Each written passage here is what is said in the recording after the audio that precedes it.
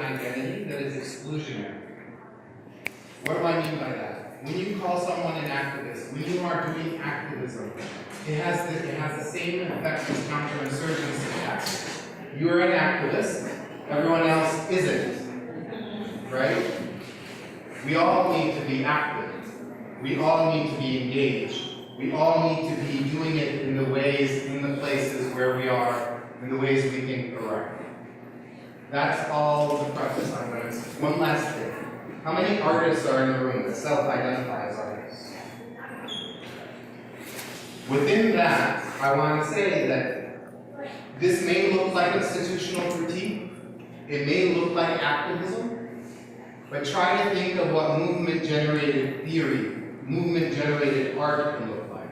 Art that comes from a parallel place, that speaks to our moment, to our time, that is engaged with our issues. So, what I'm going to do right now is just like show you several things. Some may be familiar, maybe not. This is 2010, Arab Spring, Arab uprisings are happening. We're in New York City. Me and Natasha Dillon, who are in MTL, started getting the front pages of the newspapers that are in the widest circulation in the areas that are having uprising in the Middle East. And start annotating them, printing them at different universities for free, without asking, and distributing in public parks. Like this.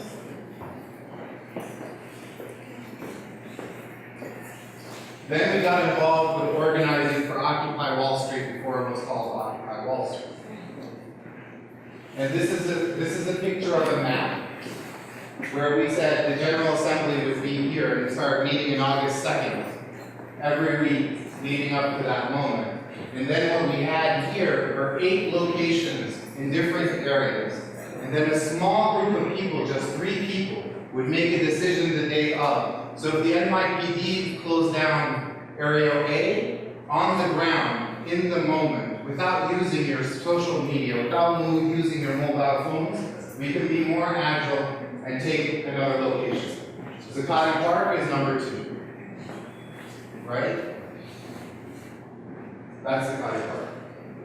When we were doing all that work, there's issues around race, there's issues, all of these issues that happened, but one thing that was sure about the park is that it was an open movement. And it really amplified what was happening all around New York City and in the United States.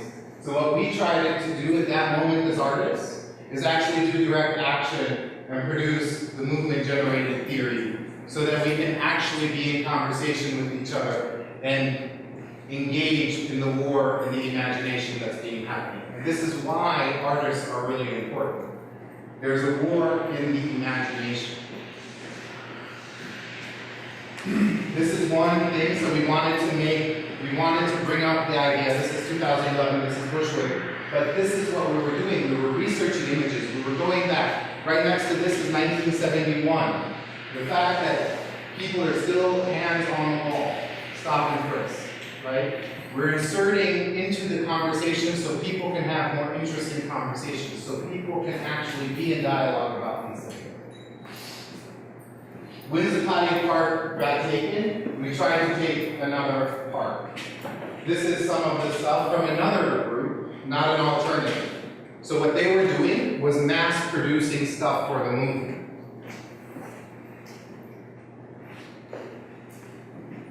Occupy Wall Street gets disseminated, it gets shut down. We all start doing our own stuff. And then we start thinking about what makes sense. What are the lessons that we learned? What are the failures? And often, learning from our failures is more important than learning from our successes. Right? So what we did was we understood that if the state can come and crush us in public spaces, where can we go where we can have a buffer and be in more direct contact with power? Institutions. Which institutions do we have claim over? Our institutions, as artists. Cultural institutions. Institutions that speak about education but load you up with debt. Institutions that actually talk about some kind of moral purpose in society, right? But then all they give you are the tools so you can just feel alienation. Gulf Labor Coalition, something Greg Charlotte was involved in early on, is something that we stumbled across. Background on Gulf Labor. Gulf Labor is a coalition of artists, activists, thinkers that when Guggenheim here in New York decided to create a franchise in Guggenheim, Abu Dhabi by selling its name, right? That's what they did for money. And then putting their, making a collection for them. The artists decided, in Lebanon at the time, that if you were to build a museum, build it ethically. Not just tell me we have political art here that's talking about the moment. How's the building being built? By whom? How are they getting paid? Are they allowed to organize? Not make art about it.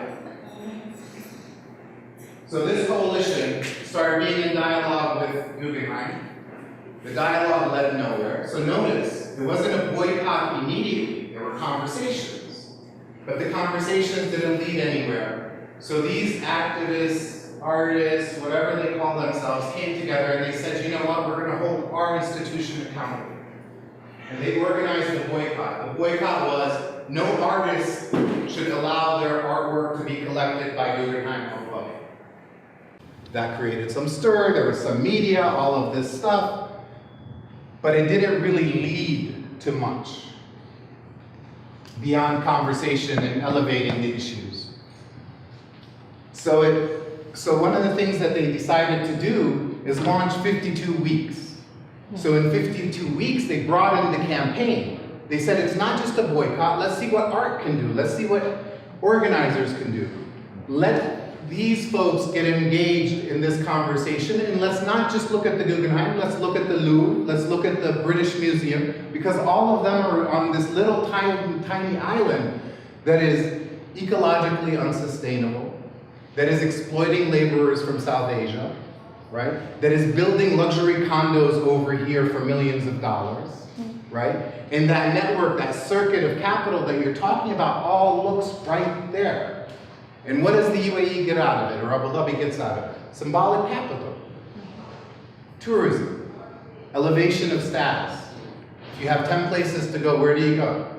You go to a place that's a mile long and has all these museums. You can step out of your house, right? So who are those people? They're the 1%. They're the 0.1%. So the same kind of analysis, but we brought it to this context. So as artists, we were invited on the 10th week, and what we decided to do is to map out this no debt is an island, to identify artists, students, Abu Dhabi, the workers where they come from in their homeland, and try to see not just actions, but how to see how our struggles are connected, and how our liberation is either collective or non-existent. And within that, what is the role of art? What is our role? So from here, from this, we started having meetings, and we did our first action against, this is the Louvre in Abu Dhabi. This is a checkpoint leading to where the Guggenheim is being built, right? Workers, they get bussed for 2 hours because they have to exist, right? Brown color. Where does brown color have to be? It has to be in camps 2 hours out. They get bussed to build, bussed back. In surveillance, not mixing with the general population, passports taken, right? Locked to your employer. So if your employer fires you, you lose your visa, and you get sent back to your town. And most people are leaving for what? For a dream. What kind of dream? Same kind of dream we're having over here. Maybe Abu Dhabi has something better. So we'll go to a pawn shop, we'll get some debt, we'll get some money, and maybe in a year we'll pay it back, and then we'll start sending remittances, and maybe we can build a house and take care of our parents. None of it happens, right? Talking to workers, we went to India, talked to workers. This is all part of the research. First action. Strategic why? Because we opened up another front.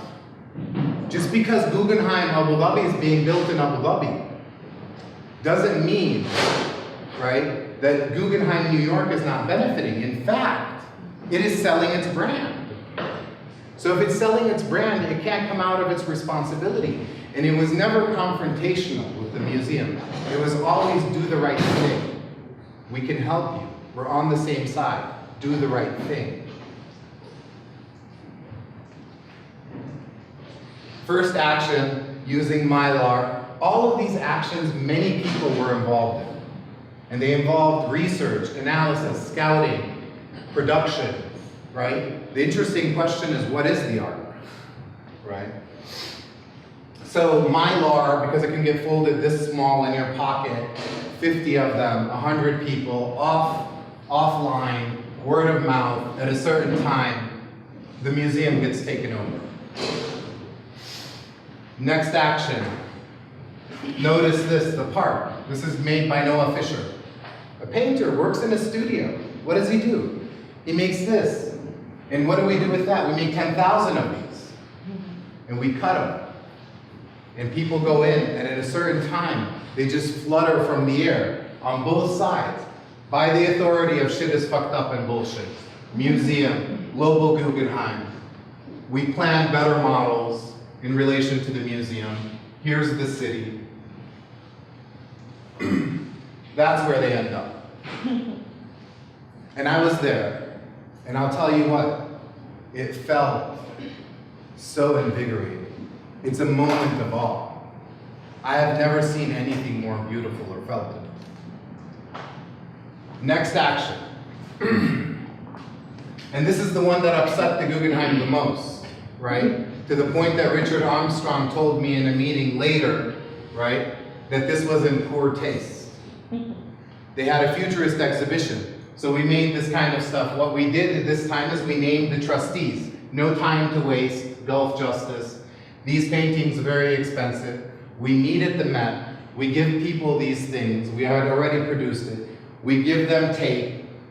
We tell them, civilian into the museum in groups of threes. One person has to have a camera, another person needs to run interference, and a third person needs to tack this on the wall. Close, but don't harm the art. Close on the wall, put it on the wall, but non-adhesive tape. Offered all this up. But what did this do? A material blow. Why? Too close to the art. What does that mean? White walls. Higher insurance premiums, not controlling their walls. People that gave them the art now are asking for it back. Right? A problem. A real problem. Everywhere. That's just one slide of many. It happened everywhere. Building coalition and connection and learning from the ground. This was never about poor people that can't fight back. They're already fighting back. They're already shutting shit down. They're already doing all this stuff. But what is it here? Amplifying their voices. Amplifying their demands. Deepening solidarity.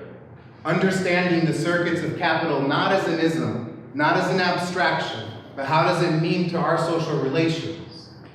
So it gets distributed, this is in Noida, at a factory that has cores, that has all these places, right, stuff that we buy over here. And what are they doing? They're distributing this monthly, 20,000, hand to hand.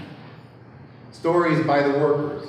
One story you would read in this is how the women who were making the jeans decided that what they're going to do is they're going to make one side 34 inches and the other side 32. They didn't even have demands. On May Day, again, we're learning, right? We're incorporating language, we're thinking about it. So this is Ankuara's show. We take the aesthetic of Ankuara's show, we hack that, and then we create an aesthetic around this action, right? And what do? We shut the museum down for a whole day. Over $100,000 lost. Demands, living wage, the right of workers to organize, right? And that they should start working on your museum without debt. It's absurd. Another form of debt that we incur is the fact that you have to pay for an education to get a job. And you pay for your education with money you don't have. What is that? Debt. So these workers are coming from another country. So it's not like they're paying taxes and then they'll find it later because the other generation is going to take care of them. They don't even have that social path. So this is video. Can we, Yep. Or maybe it isn't. No, it's video. How am I doing on time?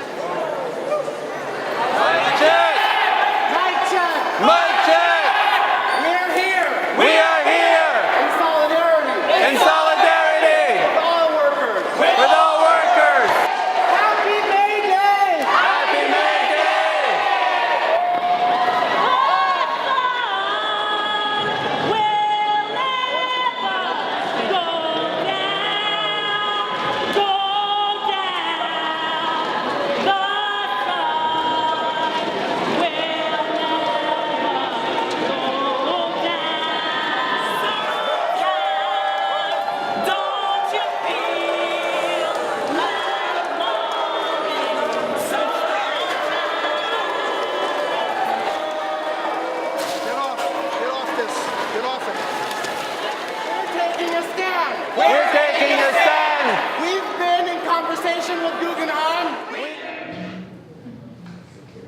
Can we get back to the... So that's just an example. A week later in Venice, we shut down the Peggy Guggenheim collection. From there, we started having direct conversations with the board of trustees, right? That at the end of the day led nowhere. Even though we connected them with organizers from South Asia in different groups, human rights organizations and so forth.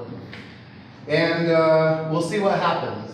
But one of the things that are there, right, that you have to think about, it shouldn't stop you from taking action, but you need to be mindful, is that we are structured against each other. Who were the guards? People of color. How much were they getting paid? $11 an hour. Are they employed by the Guggenheim? No. They're employed by Allied Burton. So what kind of job do they have? Precarious as shit. Right? So then what do? We need to talk, we need to have conversation, we need to build. Points of conflict or points of construction. It's not time to put blinders on. And so we made this, and during the time that we were in the museum and it shut down and we were there, we were talking to the guards. We wrote on direct action that showed up at Venice and in eFlux. This is the Peggy Guggenheim collection getting shut down. So another group, we do a lot of acronyms so the thing doesn't stick, right? The art world or whomever always wants to give something capital, right? Because at the end of the day, when's the right time to have it on walls? When's the right time to capitalize on it? One of the things that we did here is a direct action front for Palestine.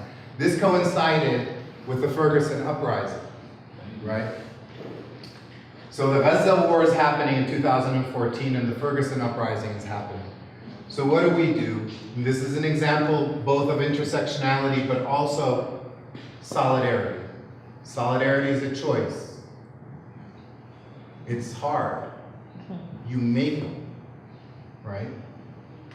This is the action that we did, 90 foot by 45 feet, right?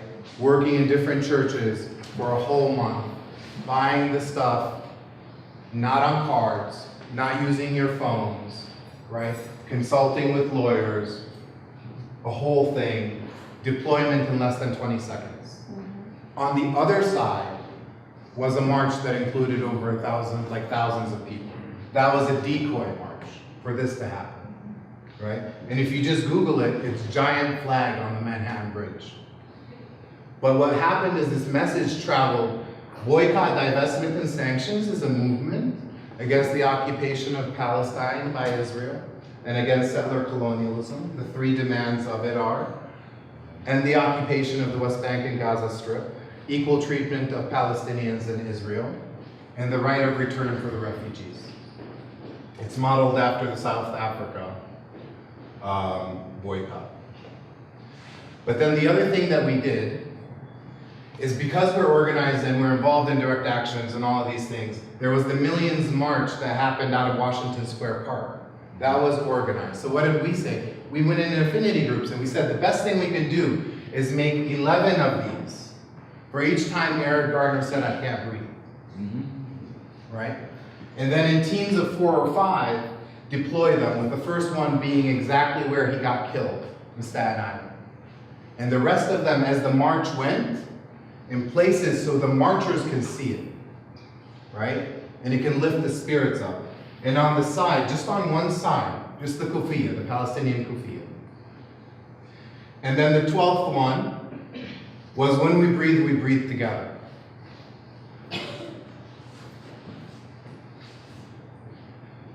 We had a church.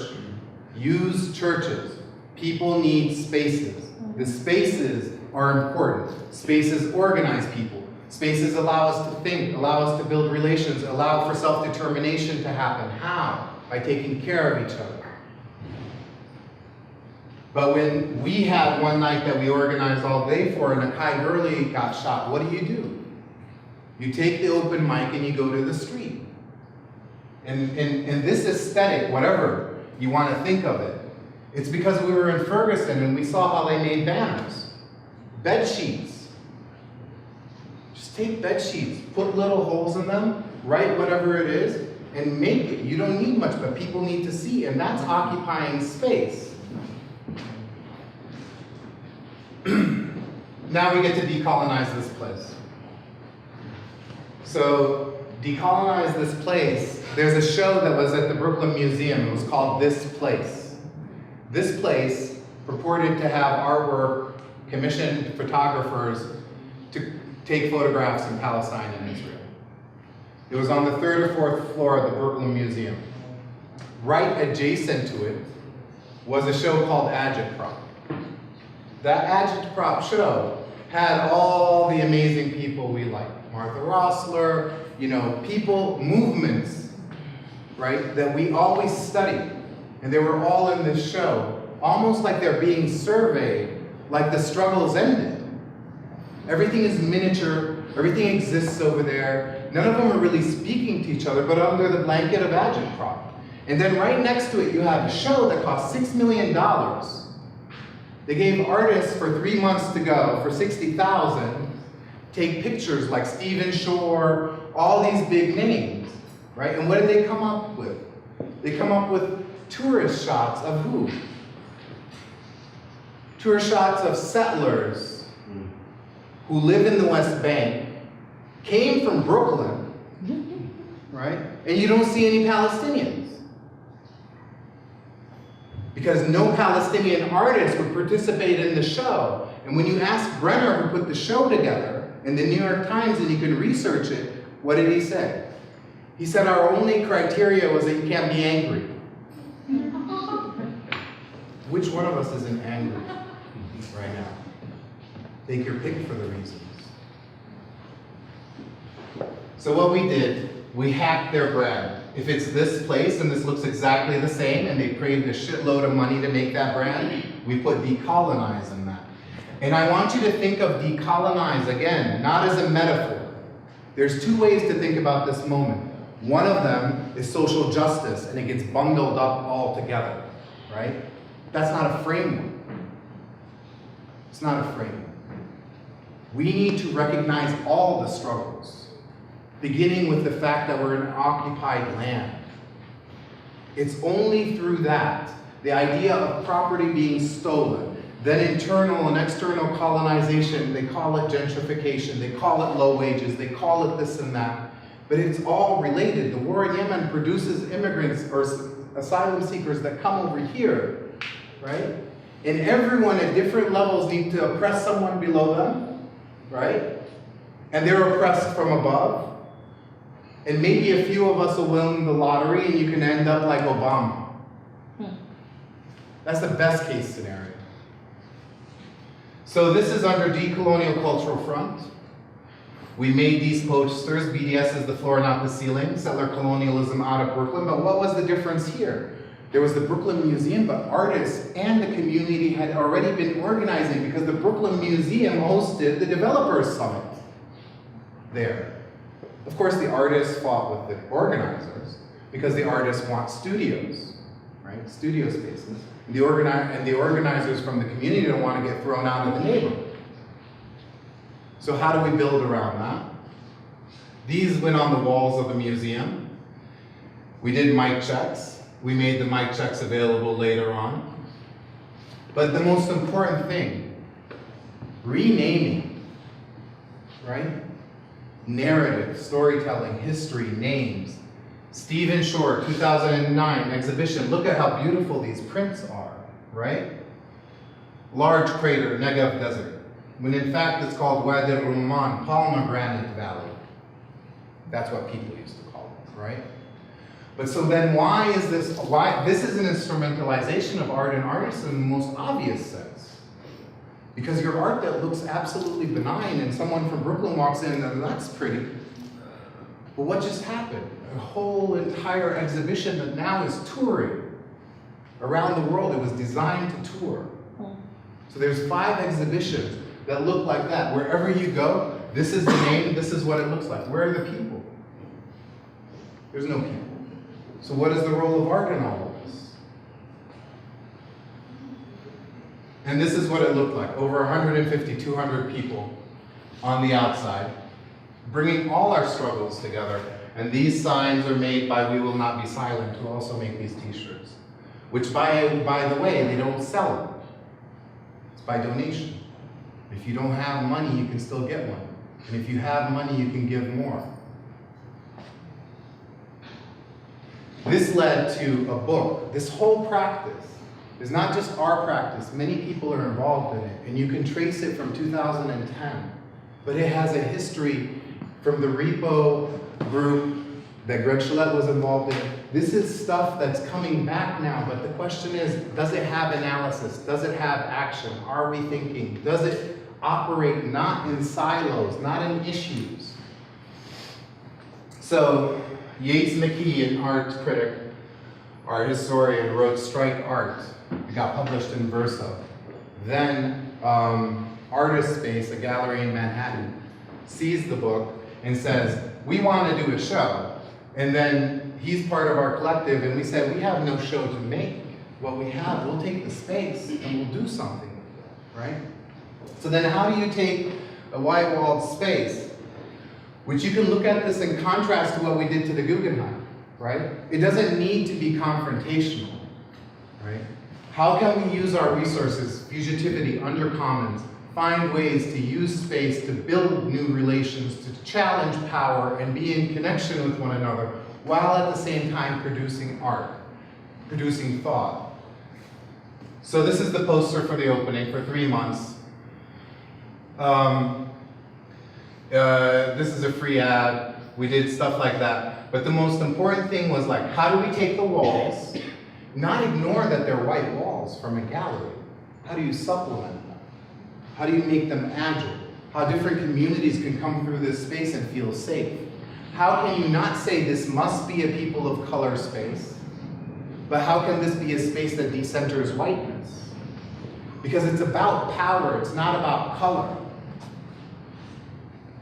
And so we engaged with communities like Kirby, who was working with families against, police brutality, different communities that we know are beyond NGO.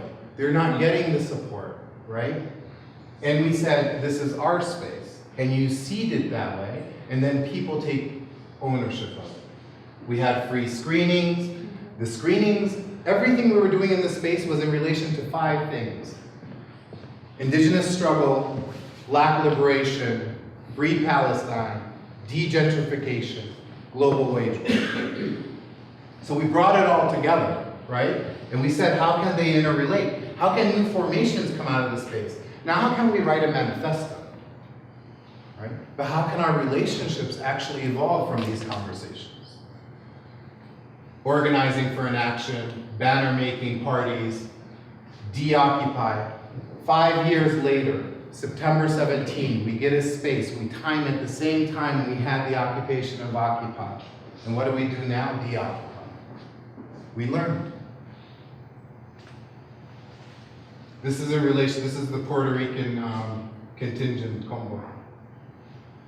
Went up to the Bronx, supported them with banners, decolonized this museum. That was our first action. Paid Guggenheim a visit for their gold toilet that everyone has to wait in line for. This was the poster. This time we made it very wide, but we didn't say there was going to be an action. We just said, come for the anti-Columbus Day tour. And we covered this racist statue. Do people know this statue? Roosevelt on a horse, right? Flanked on one side with an indigenous person, on the other side with a naked slave.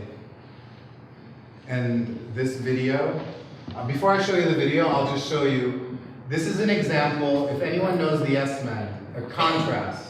These actions produce media, but they are a byproduct. They are not these are not media actions. And this specific, and also it crosses languages, right? Different outlets begin to talk about it.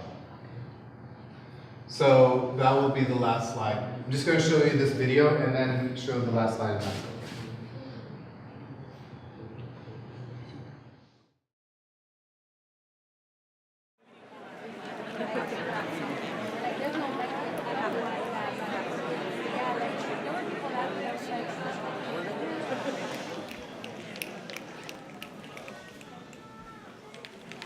Shot down, stuffed, and hauled to the museum for display.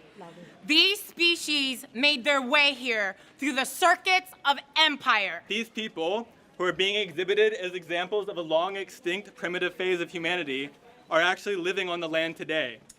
Why are they stranded in prehistory? This display, which references the continuity of Israel, recounts Asian Jewish diasporic history as a way of normalizing the Israeli state claims to ancestral lands. We're marking today as Indigenous Day. And we're recognizing that we're standing on Lenape-occupied territory. And that we're here today in solidarity with the Lenape people and all indigenous people around the world. Respect! Remove! Rename! Respect! Remove! Rename! Respect!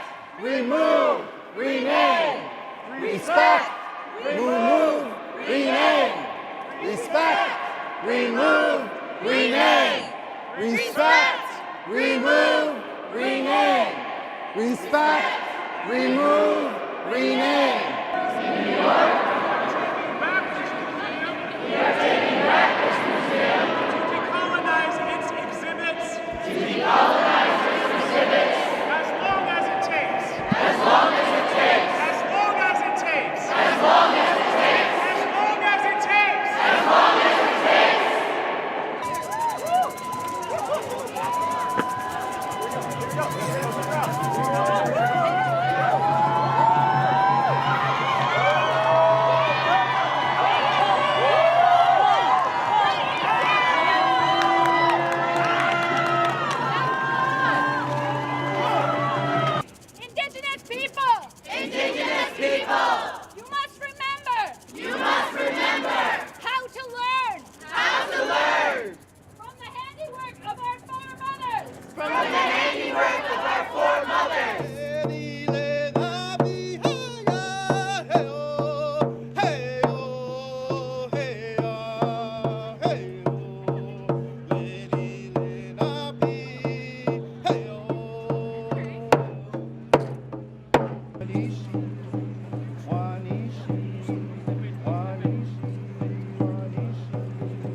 Today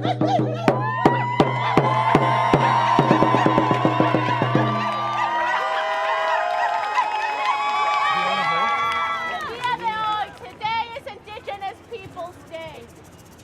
We are the peoples that have survived. Look around you, our brothers, your sisters, your mothers, and your fathers, and your heart is here.